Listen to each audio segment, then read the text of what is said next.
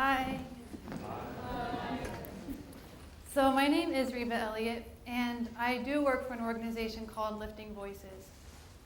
Our mission is to help young people discover and share their voices in order to grow, find joy, and accomplish change. My work is sharing the power of words, and I really know that words have big power. Because look at this.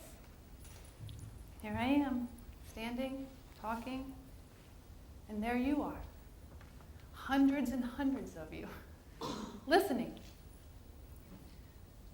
We've got something going here already, and we did it through nothing more than a couple of simple spoken words.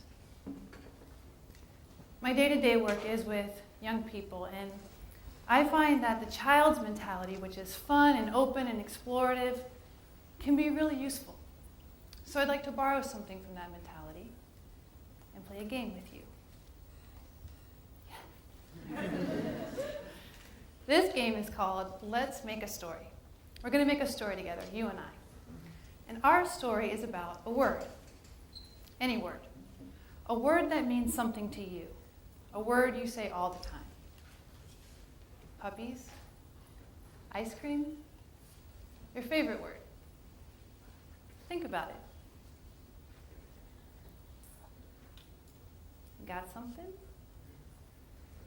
Good. Your word represents language. Every word you've ever spoken, or heard, or read, or written. Every word you've ever whispered or shouted, it's all there in your mind right now. But we're going to give it a story, see what it can do. Every story has a journey, and ours is no different. Our journey begins at the beginning, where language first begins.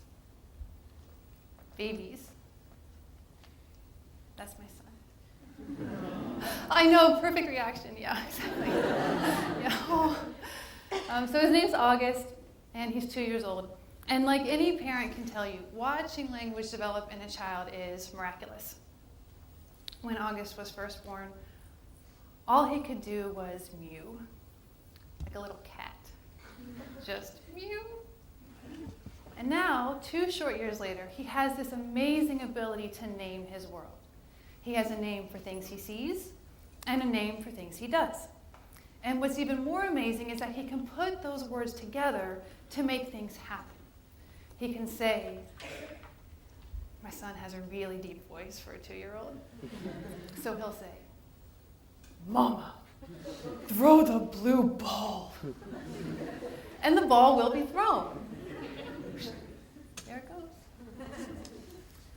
By naming his world, he begins to transcend it. If he can get the right words in the right order, he can make things happen.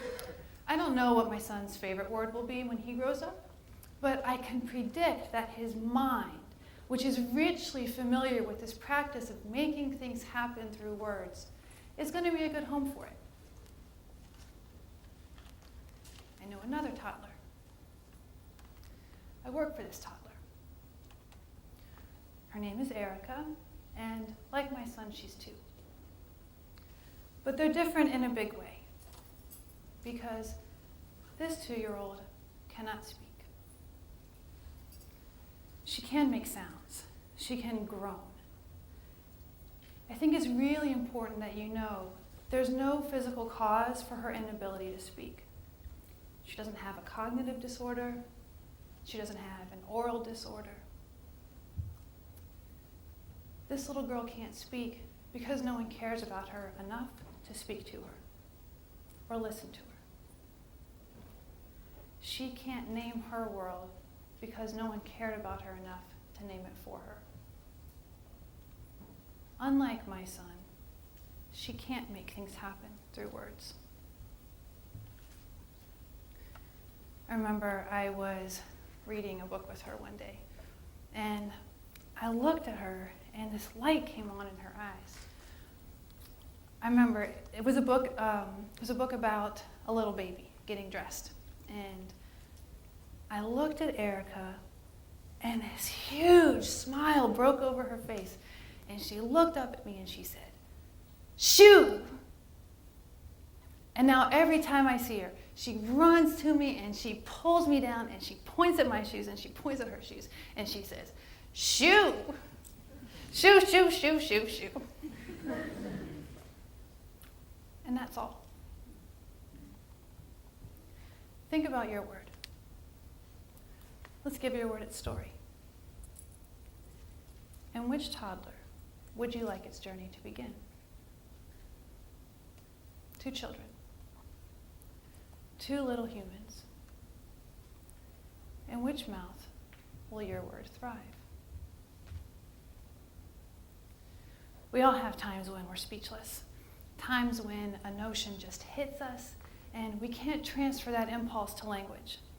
When I look at August or I look at Erica, the word love doesn't really suffice.